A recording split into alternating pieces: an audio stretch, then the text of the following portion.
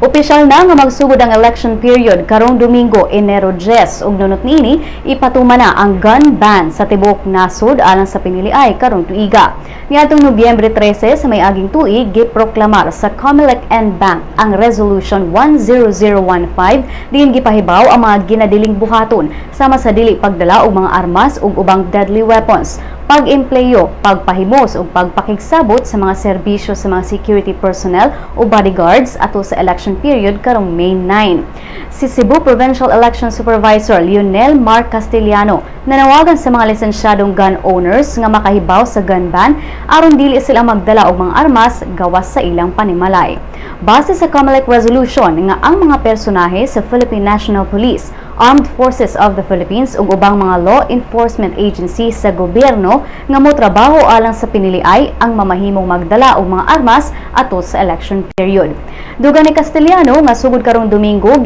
ginadili na usab ang pagpabalhin sa mga empleyado sa gobyerno sa laing mga opisina ug ginadili sab ang pagsuspenso sa mga elected officials apan way labot sa ban ang suspensions nga giluwat sa anti-graft office. Ang campaign period alang sa mga national candidates magsugod sa February 9 hangtod sa May 7, samtang ang campaign period alang sa mga local candidates magsugod karong March 25 hangtod sa May 7.